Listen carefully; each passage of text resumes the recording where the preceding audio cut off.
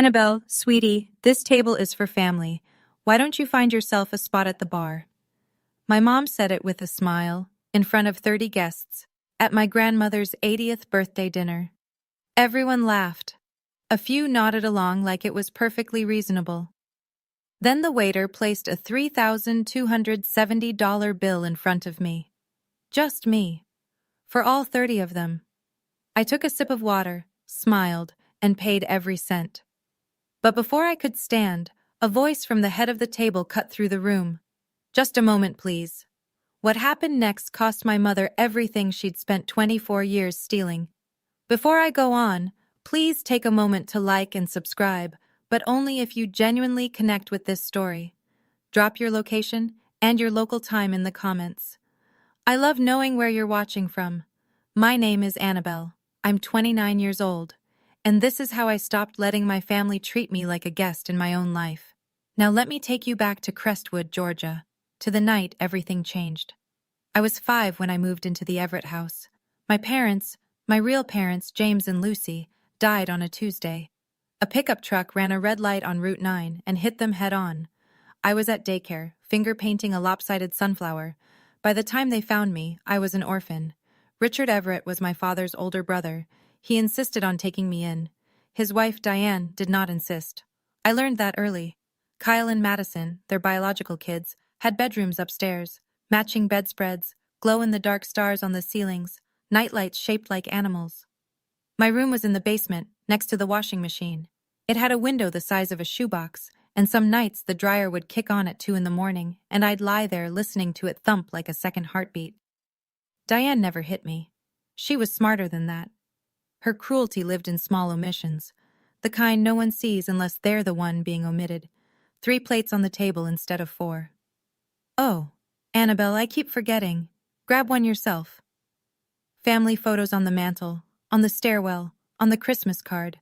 Kyle grinning, Madison in pigtails, Richard with his arm around Diane. I'm in none of them.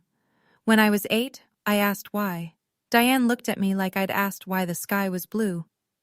Those are family portraits, Annabel. She said it gently.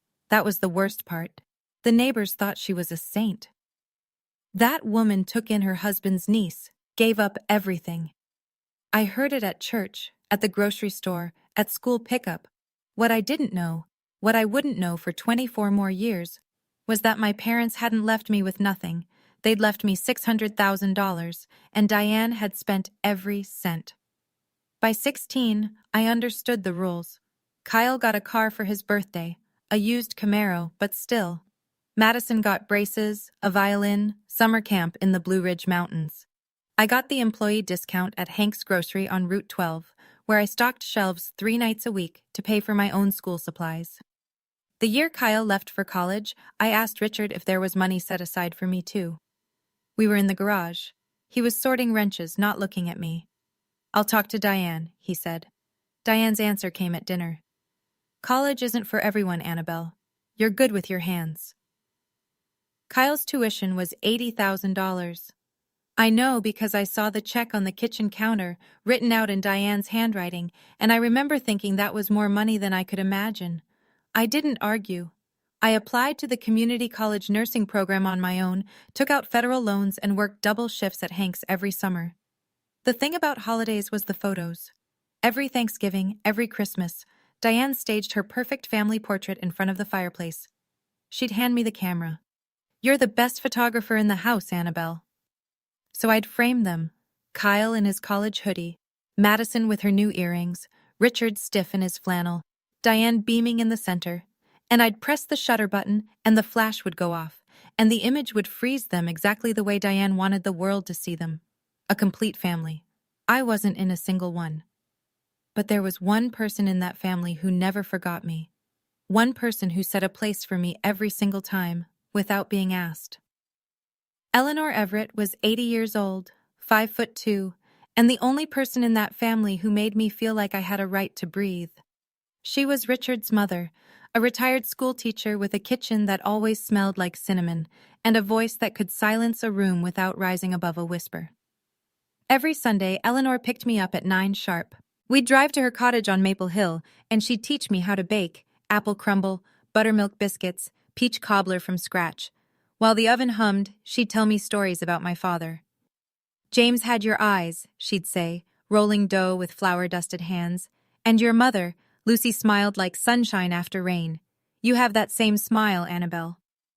I'd hold those words like coins in my pocket, turning them over during the long nights in the basement room. Diane hated my Sundays with Eleanor. She's 80 years old, Annabel. You're wearing her out. She's fragile. Don't bother her with your problems. Maybe skip this week. She needs rest. I always went anyway, until the year Diane told me if I kept making trouble, she'd tell Eleanor I didn't want to come anymore. I was 14. I believed her. So I started asking permission first, and permission was not always granted. One Sunday, just before I turned 17, Eleanor said something I didn't understand. She put down her rolling pin, looked at me with eyes that were sharp and sad at the same time. Your parents loved you enough to plan ahead, Annabel. Don't ever forget that. I nodded like I knew what she meant. I didn't. Not for another 12 years. But Eleanor knew exactly what she was telling me, and she was already making plans of her own. Fast forward to now. I'm 29, a registered nurse at Crestwood Community Hospital, living alone in a one-bedroom apartment above the laundromat on Cherry Street.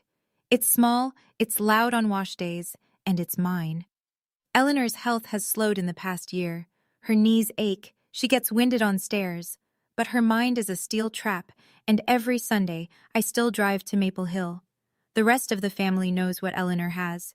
The cottage, her late husband's pension, savings accounts built over 50 years. Somewhere north of $1 million. In a town like Crestwood, that's a fortune. Diane started her campaign around January. Subtle at first. She'd visit Eleanor with flowers from the shop and happen to mention how difficult I'd been lately. How I'd been distant. How I probably only visited for the inheritance. Kyle backed her up at Easter brunch. Grandma, you know Annabelle's not technically family. Legally, I mean. Madison posted Instagram stories. Selfies with Eleanor, captions reading, blood is thicker than water, with a heart emoji. She tagged everyone except me. Then came the phone call. A Thursday evening, late March. Richard's name on my screen. He hadn't called me in 4 months. Annabel. His voice sounded rehearsed, tired. About Mom's birthday dinner this Saturday.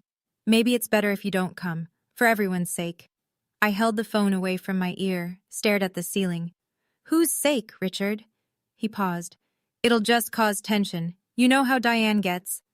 I did know. That was the problem. I told him I'd think about it. Hung up. I didn't know then that the phone call was part of something much bigger. A plan already weeks in motion. I called Eleanor the next morning. She picked up on the first ring, like she'd been waiting. Grandma, Richard said maybe I shouldn't come Saturday. Silence. Then. Did he say why? He said it would cause tension. Eleanor's breathing was steady, measured.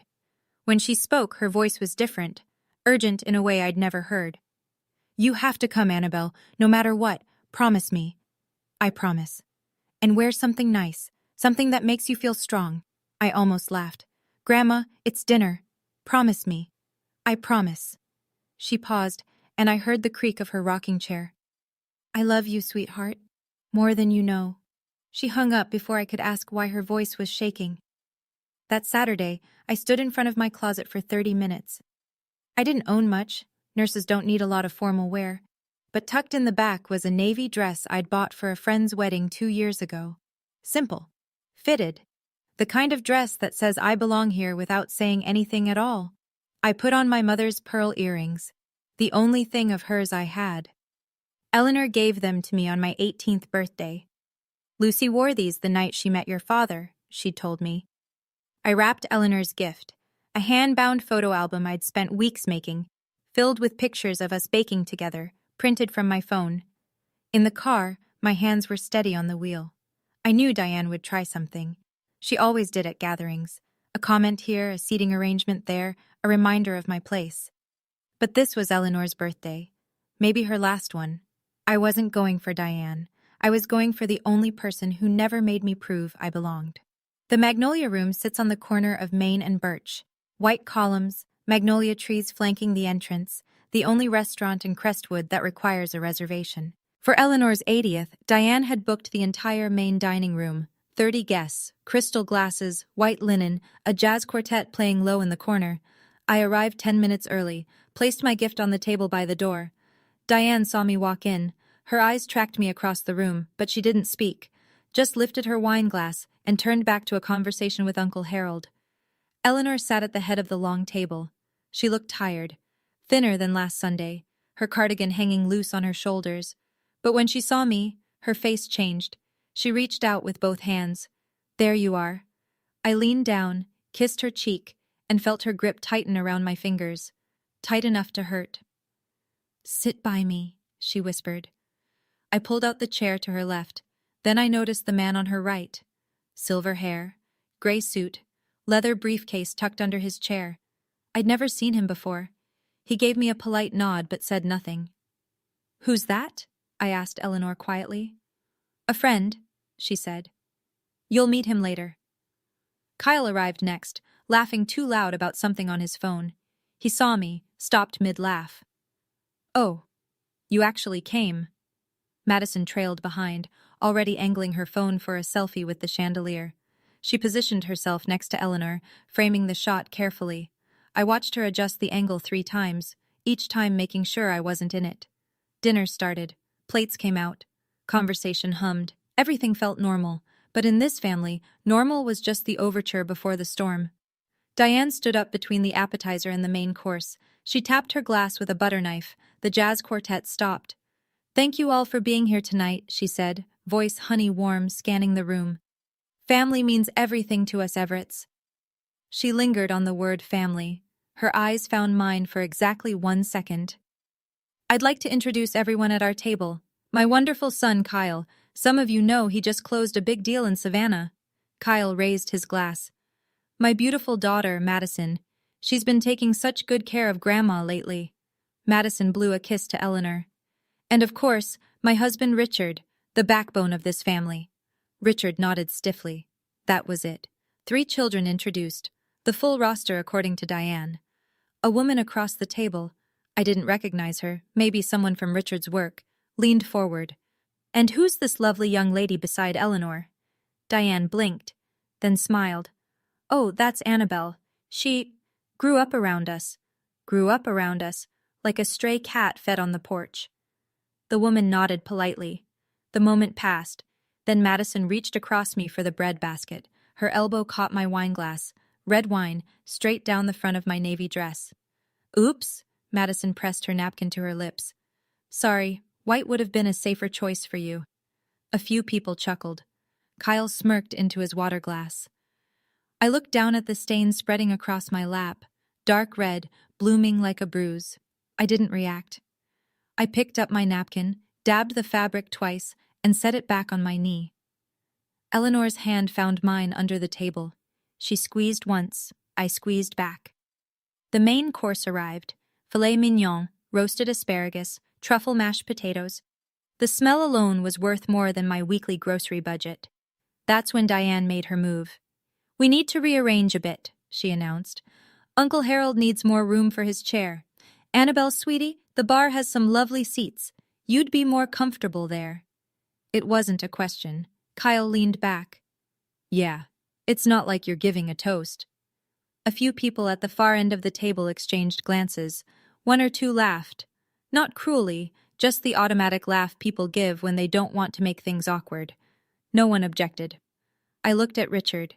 He was staring at his plate like it held the answer to something. His fork hadn't moved. I looked at Eleanor. Her jaw was tight. Her knuckles were white around her napkin. But she met my eyes and gave me the smallest nod. Barely a tilt of her chin. "Wait. Not yet." So I stood up, smoothed my wine-stained dress, picked up my water glass. "Happy birthday, Grandma," I said. My voice didn't crack. I walked to the bar at the far end of the dining room. 12 steps. I counted, sat on a stool, set my glass down, and kept my back straight. The bartender, a young guy, maybe 22, looked at me with something between confusion and sympathy. "You okay?" he asked quietly. I'm fine. I wasn't. But I'd had 24 years of practice at being fine. Have you ever sat in a room full of people and felt completely invisible? Like the air you breathe doesn't count because no one's watching you breathe it? If you have, tell me in the comments. I want to know I'm not the only one. From the bar, I had a clear view of the table. Diane was laughing, refilling glasses, touching people's arms. The perfect hostess. Kyle was telling a story that involved hand gestures and a punchline I couldn't hear. Madison kept checking her phone under the table. Eleanor sat at the head, eating nothing, watching everything. The man in the gray suit hadn't moved. His briefcase stayed under his chair. He cut his steak in precise squares and spoke to no one. 20 minutes passed. Then Madison stood, phone in hand, and walked toward the restroom. She passed right by me, didn't even glance in my direction, like the bar stool was empty. She stopped in the hallway, maybe 6 feet from me. She must have assumed I couldn't hear over the jazz quartet. She was wrong. "It's working," Madison said into the phone. Her voice was low, but the hallway carried sound like a tunnel. "She's at the bar. Mom says one more push and she'll leave for good." Pause. She listened. "No, Grandma doesn't suspect anything. Mom's handling it. We just need her out of the picture before Grandma's lawyer does anything." My hand tightened around my glass. Lawyer. Before Grandma's lawyer does anything. Madison laughed at something the other person said, then walked back toward the dining room without looking at me. I sat very still. This wasn't spontaneous cruelty. This wasn't Diane having a bad night or a few too many glasses of wine. This was a plan. Coordinated. Timed. Designed to push me out the door before something happened. Something involving Eleanor and a lawyer. I didn't know what yet, but the man in the gray suit with the briefcase suddenly made a lot more sense. Dessert came, a 3-tier cake with white frosting and 80 candles. Everyone sang. From the bar, I mouthed the words. Eleanor blew out the candles in 2 breaths. The room cheered. Then she leaned toward Richard and said something I couldn't hear. Richard stood, helped her up, and walked her slowly toward the restroom hallway. But Eleanor stopped at the bar. She reached for my hand. Hers was thin, papery. I could feel every bone, but her grip was iron. "Don't leave tonight," she said. Her voice was barely above a breath. "No matter what happens, promise me." "I already promised, Grandma." "I know." She pulled me slightly closer. "Your parents left you more than memories, Annabel. It's time you knew." My stomach dropped. "What do you mean?" Richard appeared at her elbow. "Mom, the restroom's this way." Eleanor held my eyes for one more second. Then she let go and shuffled off with Richard, her cane tapping the hardwood floor. I turned on my stool. The man in the gray suit was watching me. Not Diane, not Kyle, me. His expression was unreadable, professional, like a doctor before delivering results. His briefcase sat under his chair. The clasp was brass, and the corner of a thick envelope jutted out from the top, manila, unsealed. He caught me looking, gave the faintest nod, then turned back to his coffee. My heart was beating in my throat. "Your parents left you more than memories." My parents died when I was 5. They were 26 and 28. They drove a 10-year-old Honda and rented a 2-bedroom apartment. What could they possibly have left me? Whatever it was, Diane didn't want me to find out. And that told me everything. Eleanor returned to the table. Diane poured her another glass of wine, her 4th by my count. The evening should have wound down. People were checking watches, reaching for coats, but Diane wasn't done. She stood again, glass raised, cheeks flushed. "I just want to say one more thing." She swept her arm across the table. "Being a mother is the hardest job in the world, and sometimes you take on burdens that aren't yours." A few guests murmured in agreement. "When Richard's brother died, we took in his daughter." Diane pressed a hand to her chest. "No one else would. We gave up vacations. We gave up savings. We gave up our space. Our lives, really." A woman near the end of the table spoke up. "That's Annabel, right? She seems like a sweet girl." Diane tilted her head. The wine made her honest. "Sweet? She's been riding our coattails for 24 years. She laughed, a loose, ugly sound. "Her parents left nothing. Not a dime. We raised her from zero. The room went still. Her parents left nothing. I heard it from 12 steps away, over the jazz, over the clink of glasses, over everything. My mother and father, dead at 26 and 28, buried in Crestwood Cemetery, Plot 14, and Diane was standing in a room full of people telling them my parents left me with nothing. That was a lie. I didn't know how yet, but Eleanor's words were still ringing in my ears. My hand trembled. Not from sadness. I'd swallowed every insult for 24 years. Every forgotten plate, every missing photo, every she grew up around us. But talking about my dead parents like they were deadbeats who abandoned me, that was the line, and Diane had just crossed it. The waiter appeared at my elbow. "Excuse me, ma'am." He was young, polite, clearly uncomfortable. He set a leather bill folder on the bar in front of me. I opened it. $3,270. 30 guests, filet mignon, bottles of Pinot Noir and imported champagne, 3-tier birthday cake, and every cent of it charged to my name. "Mrs. Everett arranged for the reservation under your name," the waiter said quietly. "She provided your card for the deposit." My card. The supplementary card Diane added me to when I was 17. "For emergencies," she'd said. I'd stopped using it years ago. Forgot it existed. Diane hadn't. I looked up at the main table. Kyle was grinning, watching me over the rim of his glass. Madison had her phone angled toward me, recording. Diane caught my eye and raised her wine glass in a little toast. A salute, a dare. 30 people were watching. I opened my wallet, pulled out my own debit card, my actual card, attached to my actual savings, the money I'd earned stacking shelves and drawing blood and working back-to-back 12-hour shifts. I handed it to the waiter. "Thank you," I said. "You can run this." He hesitated. "Ma'am, are you sure?" "I'm sure." He took the card. I signed the receipt, tipped 20%. From the main table, Diane's voice floated over like smoke. "See? She knows her place." More laughter, quieter this time. A few guests looked away. I capped the pen, set it down, started to stand. And then, from the head of the table, clear as a bell in a silent church, "Just a moment, please."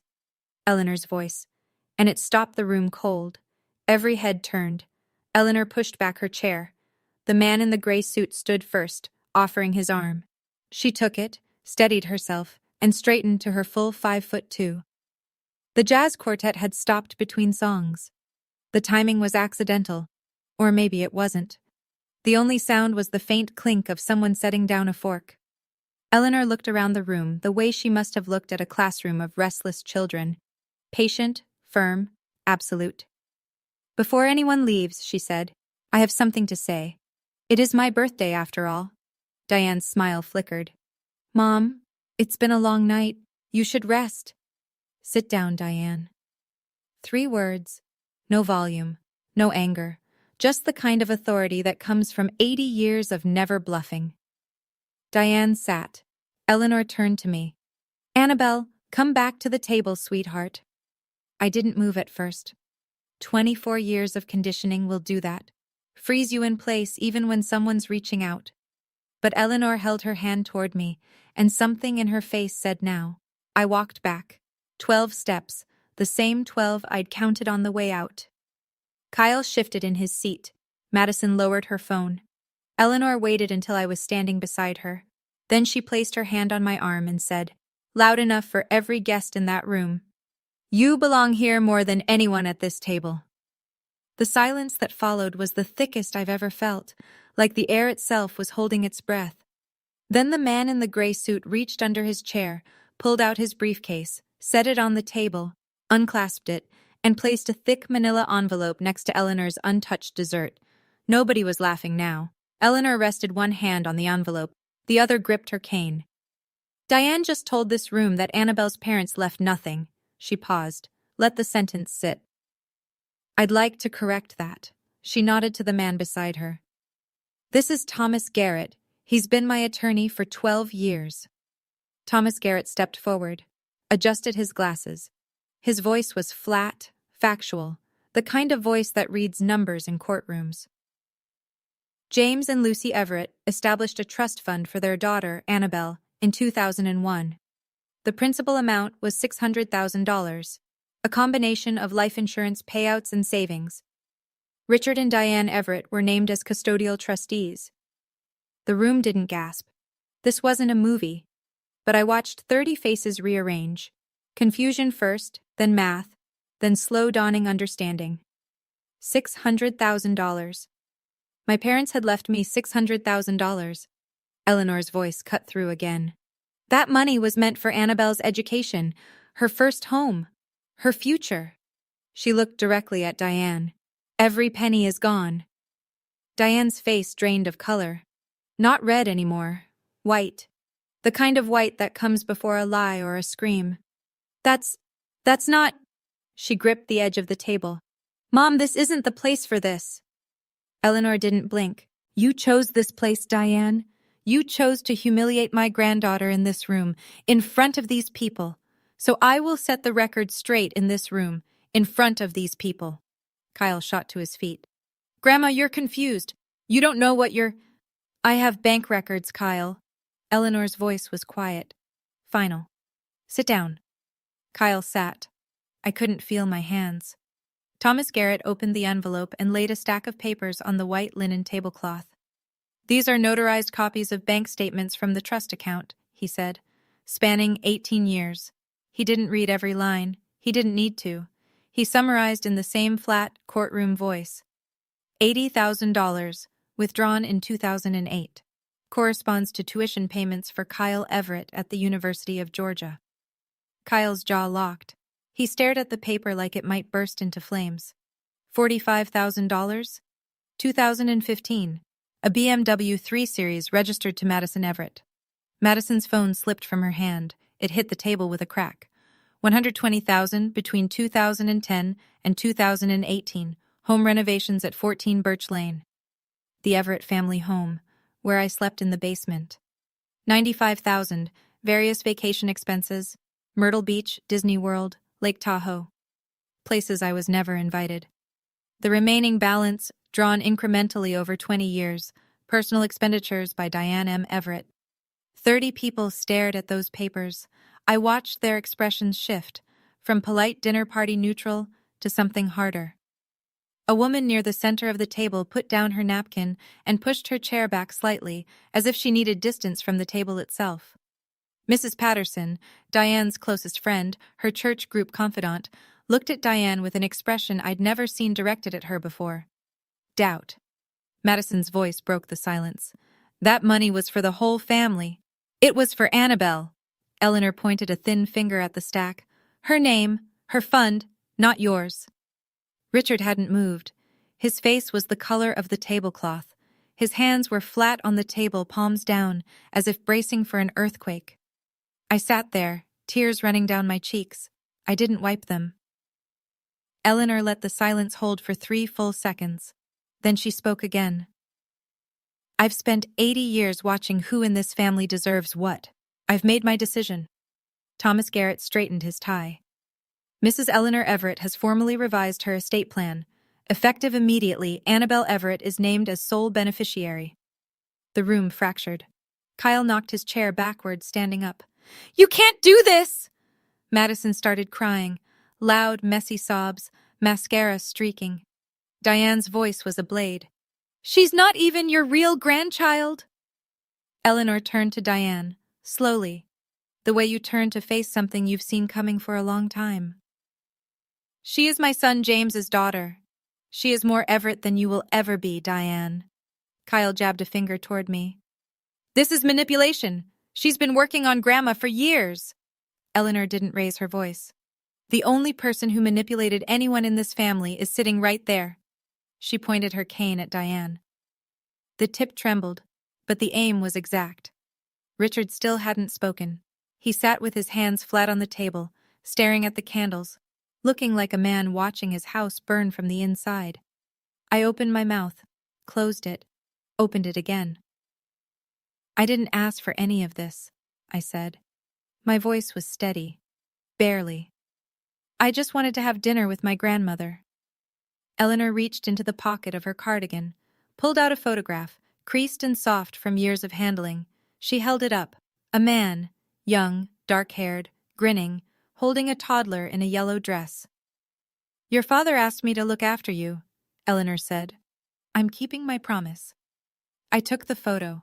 My father's face, my face, together. But there was still more to come. Diane shoved her chair back.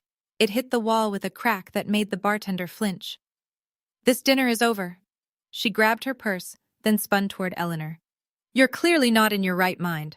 We'll have this thrown out by Monday. Thomas Garrett reached into his briefcase and produced a second document. He set it down like a man laying cards on a table. Mrs. Everett was evaluated 4 weeks ago by Dr. Fiona Reed, board-certified geriatric psychiatrist in Atlanta, full cognitive assessment. He paused. She is of sound mind. The report is notarized and filed. Diane's mouth opened, closed, opened again. Nothing came out. She turned on me. Her voice was raw, stripped of honey, stripped of everything except venom. You did this. You poisoned her against her own family. I looked at her from across the table, wine stains still on my dress, eyes still wet, hands still shaking. But my voice came out clean. I've been sitting at the bar for 2 hours, Diane. When exactly did I do that? A sound moved through the room. Not laughter, not a gasp, but something between them. A release. Several guests looked down. One man rubbed the back of his neck. Mrs. Patterson stood up. She walked to Diane, leaned close, and asked in a voice she probably thought was a whisper, but carried across the silence like a gunshot. Diane, is this true? About the trust fund? Diane didn't answer. She grabbed Richard's arm. We're leaving! Now! Richard didn't move. Richard. He looked at her. For the first time all night, something moved behind his eyes. Something that looked like it had been caged for a very long time. No, he said. Not yet. Diane changed tactics the way weather changes in Georgia. Sudden, total, without apology. The venom vanished. Her shoulders dropped. Her chin trembled. Tears pooled in her eyes, and when she spoke, her voice was a quivering thread. I gave up everything for that girl. She pressed a hand to her chest. 24 years. My youth, my energy, my savings. And this is how I'm repaid? Kyle wrapped an arm around her. It's okay, Mom. We'll fight this. Diane turned to the remaining guests, eyes glistening. She turned an old woman against her own children. This is elder abuse. You're all witnesses. I watched it happen, the room tilting. A few guests shifted in their seats. An older man at the far end frowned in my direction. Diane's tears were good. They always had been. In Crestwood, she'd perfected the role of the suffering mother, and the audience knew the script. It was working. Then Thomas Garrett laid one more document on the table, a thick stack, bound with a clip. He turned it to face the room. These are notarized bank records, he said, withdrawal after withdrawal from the trust account over 18 years. Each one signed by Diane M. Everett or Richard J. Everett. He fanned the pages slowly. Dates, amounts, signatures, page after page after page. The room turned back. Mrs. Patterson stared at the papers, then at Diane, then back at the papers. Diane saw it happening, the shift, the loss of her audience, and for the first time something cracked in her performance. Not sadness, not anger, fear. She realized Eleanor hadn't acted on impulse. This wasn't a grandmother's emotional outburst. This was months of preparation, legal documents, medical evaluations, notarized evidence. Diane had walked into her own trap. Richard stood up. The movement was so quiet, so unlike the chaos around him, that it took a moment for anyone to notice. He didn't push his chair. He just rose, slow, heavy, like a man standing up in water. Mom. His voice cracked on the single syllable. I'm sorry. I knew. I should have stopped it years ago. Diane whipped toward him. Shut up. Don't say another word, Richard. No, Diane. He turned to face her, and I saw something I'd never seen in 24 years. Richard Everett looking his wife in the eye without flinching. Enough. I've been quiet for 24 years. I'm done. He turned to me. His chin was shaking. His hands hung at his sides like broken tools. Your parents trusted us, Annabel. They trusted me. He swallowed. I failed them. I failed you. The room was so silent I could hear the ice melting in someone's glass. I looked at this man, The man who drove me to school when Diane wouldn't, who fixed my bicycle chain in the garage without being asked, who never once raised his voice at me, and who also never once raised it for me. I know, Dad, I said. I hadn't called him Dad in years. It wasn't forgiveness. It was just the truth, the complicated, tangled, insufficient truth of what he was. Kyle stared at his father like he was watching a stranger. Madison stopped crying. Then Richard reached into his back pocket, pulled out something small and creased, a handmade birthday card, construction paper, childish handwriting. Annabel wrote this for you 15 years ago, Mom, he said to Eleanor. Diane threw it away. I kept it.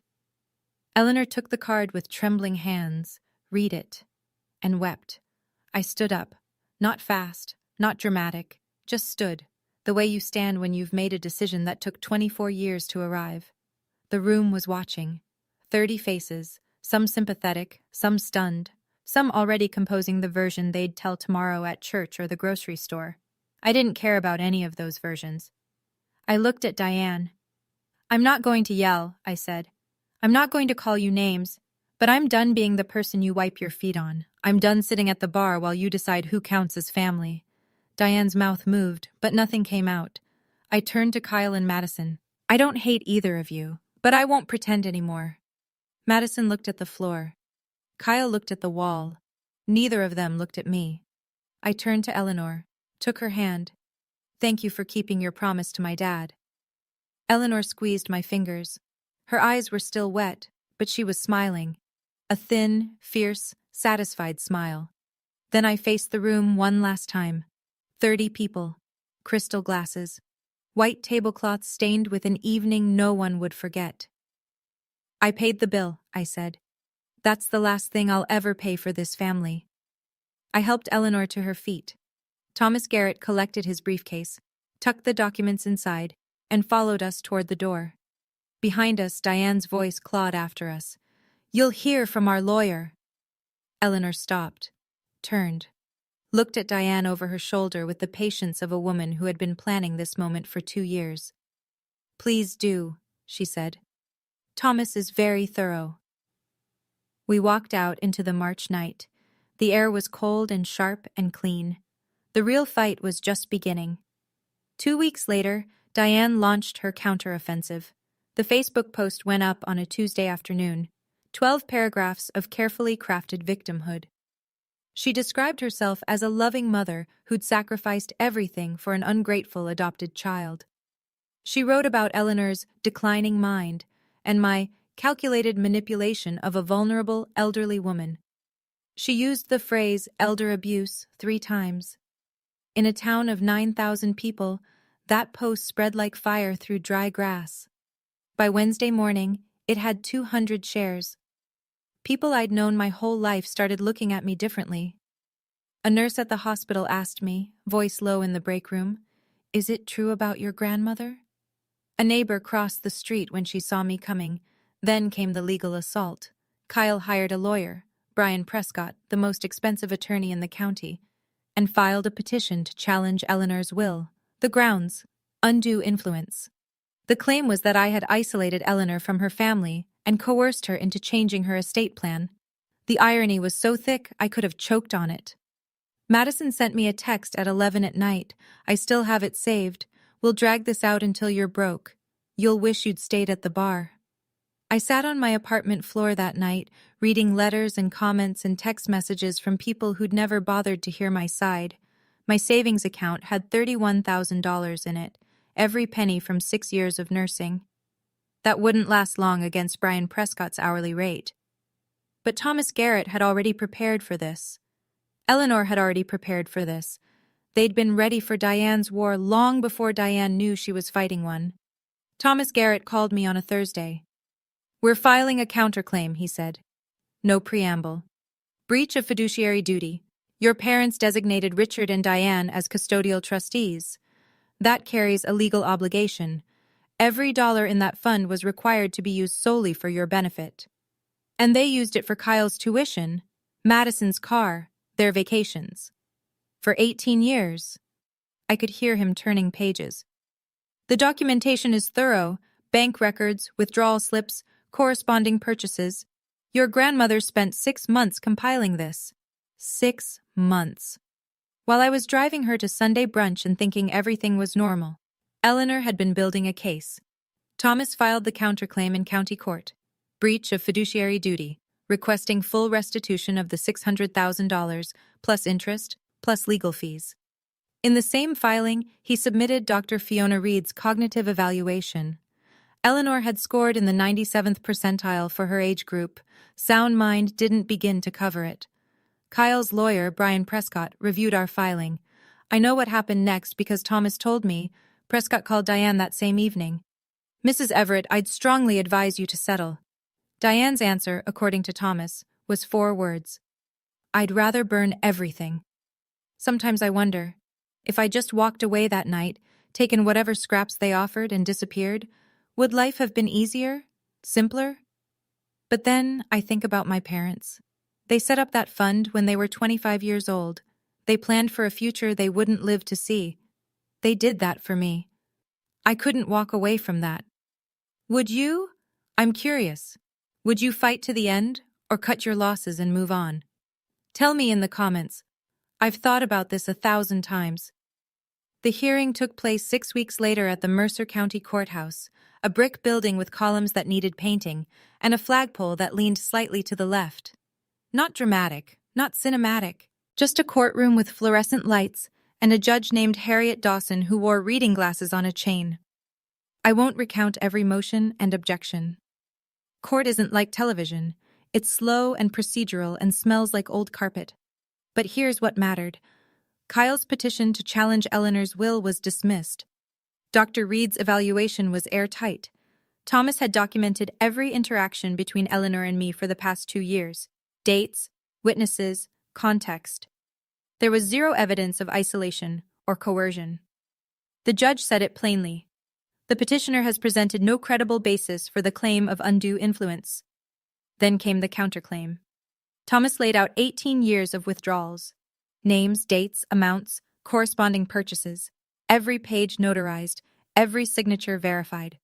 Diane's lawyer tried to argue the money was used for the household, which included me.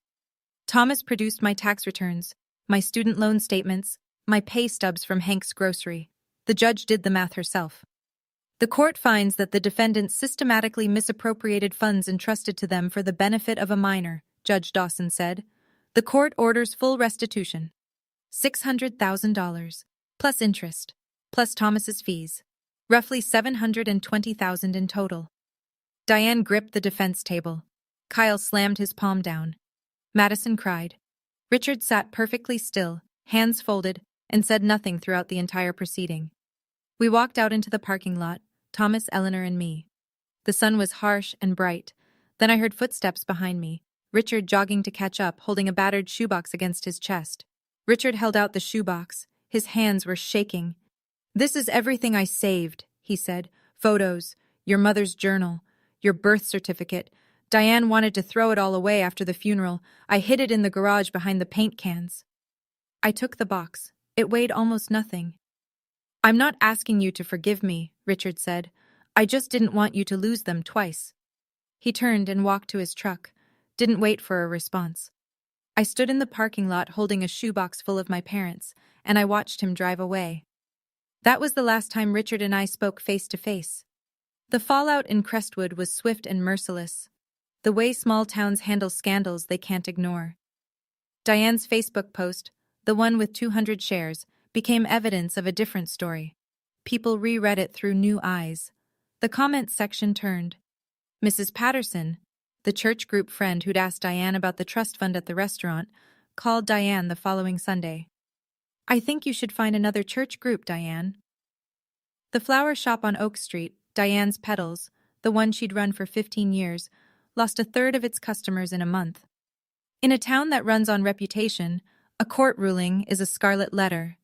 Kyle's real estate firm let him go. His boss didn't cite the case directly. He said, if you can't manage your own family's finances, how can clients trust you with theirs? Madison, who'd never held a job longer than 3 months, lost her only income source, Diane's support. She applied at a grocery store on Route 12. The same Route 12 store where I once stacked shelves at 16. Some things come full circle without anyone planning it. Even after the ruling, Diane's version of events still floated around certain corners of Crestwood. Some people believe the first story they hear, no matter what comes after. I was still the gold digger to a handful of neighbors.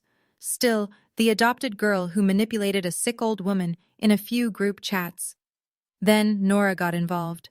Nora Beckett, my best friend since 10th grade, now a reporter at the Crestwood Gazette. She didn't write a puff piece. She didn't write a hit job. She wrote a straight, fact-based article. Court records, bank statements, the timeline. No opinion, just truth, laid out chronologically. It ran on the front page of the Wednesday edition. In a town that still reads its local paper, that mattered. The comments section and the letters to the editor that followed told a different story from Diane's Facebook post. This time, people had receipts. What surprised me most wasn't the public support. It was the private kind. Letters started arriving at my apartment. Handwritten, some of them, from other adopted kids in the county. Adults now, sharing stories I recognized like reflections in a mirror. The different rules, the missing photos, the gratitude expected for basic shelter. One woman wrote, "I was told my whole life that I was lucky to be taken in. Your story made me realize that lucky was their word, not mine." In the stack of letters was one I didn't expect. From a law office in Atlanta. A man named Gerald Hayward. He'd been my parents' attorney. "I tried to contact you when you turned 18 to inform you about the trust. My letters were returned. I believe they were intercepted. I'm sorry I couldn't reach you sooner." Diane had blocked even that.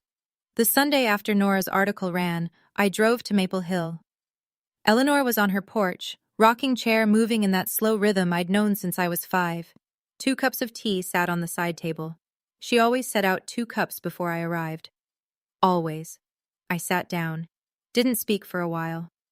The dogwood trees in her yard were blooming, white and pink, fragile-looking but tough enough to survive a Georgia spring. "How long did you know?" I finally asked. Eleanor wrapped both hands around her cup. 2 years. I found a bank statement in Richard's desk. I was looking for a pen. The account had Annabel Everett Trust printed right across the top. Balance, $43. She took a sip, set the cup down. "I spent 6 months confirming everything, called Gerald Hayward, contacted the bank. Then I found Thomas." She looked at me. "I waited for the right moment. Diane chose the restaurant. I just used her stage." I stared at the dogwoods. "Why didn't you tell me sooner?" "Because if I told you too early, Diane would have found a way to explain it. She's good at that. I needed everything documented first. I needed it airtight." She reached under her chair and pulled out a small album, one I'd never seen. Inside, photographs. Eleanor visiting a cemetery, standing before 2 headstones, placing flowers, white roses. The dates on the photos spanned years. "I go every April," she said. "Your father's birthday." I didn't know that. 15 years of visits, white roses, every single year. I cried. Not the tears from the restaurant. Those had been shock and hurt and anger. These were different. These were the tears you cry when someone proves that love doesn't have an expiration date. "Your father would be proud," Eleanor said. "Not because of the money, because you stayed kind." 6 months later, I stood in the Crestwood Public Library, the same library where Eleanor used to take me for story hour when I was 7, and watched her cut a ribbon. The banner behind her read, "The James and Lucy Everett Scholarship Fund." It was a Tuesday morning. 40 people showed up. Teachers, nurses from the hospital, a few families from the county foster system. Thomas Garrett stood in the back, arms crossed, something close to a smile on his face. I'd used the restitution money, the original $600,000, to endow the fund. Thomas helped structure it as a nonprofit. The purpose was simple: educational support for foster children and adopted kids in Mercer County. Tuition, books, housing, whatever they needed to build a life that didn't require anyone else's permission. Eleanor asked me to say a few words. I'm a nurse, not a public speaker, but I tried. "My parents set up a trust fund when they were 25 years old," I said. "They were planning for a daughter they didn't know they wouldn't get to raise. I'm using that money the way I think they would have wanted. To help kids like me." I looked at the small crowd. Some were nodding. A woman in the second row was crying. "Being adopted doesn't make you less than. Being different doesn't make you a burden. And if anyone ever tells you that the only reason you matter is because someone chose to keep you, remember, you mattered before they chose. You mattered the day you were born. Eleanor clapped first, then everyone else. We served cake afterward. Eleanor's recipe, apple crumble, cinnamon so thick you could smell it from the parking lot. It wasn't revenge. Revenge is loud and ugly and leaves you emptier than before. This was legacy. Diane came to find me 3 weeks after the scholarship launch. I was finishing a 12-hour shift at the hospital, tired, still in scrubs, hair pulled back, no makeup. She was waiting in the parking lot, leaning against a car I didn't recognize. Not the Lexus anymore. Something smaller, older. She looked different. The highlights in her hair were growing out. Her nails were unpolished. The composure she wore like armor for 24 years had cracked, and what was underneath looked exhausted. "Annabel," I stopped, keys in hand. I know I wasn't perfect. Her voice was smaller than I'd ever heard it. But I raised you. I fed you. I kept a roof over your head. That has to count for something. I took a breath. The parking lot was quiet. Just the two of us and the hum of the highway. "It does count," I said. "And I'm grateful for the roof. I'm grateful for the meals. But gratitude doesn't mean I owe you my inheritance, my dignity, or my silence." Diane's chin trembled. "Can we start over?" I looked at her, really looked, at the woman who forgot my plate at dinner, who introduced me as someone who grew up around us, who lied about my parents in front of 30 people and called it sacrifice.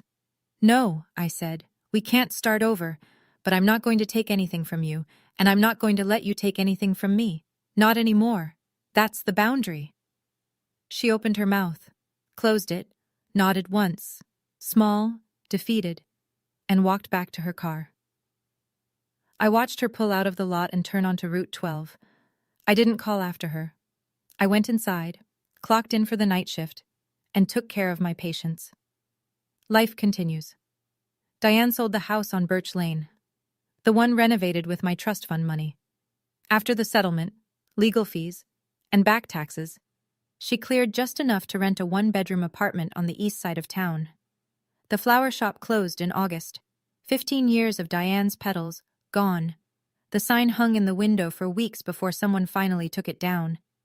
Kyle left Crestwood without saying goodbye. To me or to anyone, as far as I know. Last I heard, he was selling real estate in Tallahassee. He deleted his Facebook, changed his phone number. Madison got a job at the grocery store on Route 12. The irony writes itself, and I won't underline it. She works mornings. I sometimes see her car in the lot when I drive past. We don't wave. We don't pretend. Richard filed for divorce the month after the court ruling. He moved into the Pinecrest Motel off the highway. He sends me a letter every month, handwritten, on yellow legal pad paper. He doesn't ask for forgiveness. He writes about going to therapy, about the things he should have said 20 years ago, about learning to sit with guilt instead of hiding from it. I read every letter. I keep them in a drawer beside my bed. I haven't written back yet. I don't know if I will, but I don't throw them away. That feels like something. Maybe one day it'll feel like enough. Eleanor is still here, still sharp, still making apple crumble every Sunday. The difference now is that I drive to Maple Hill and park in the driveway without checking my phone first to see if Diane has given me permission. I don't need permission anymore.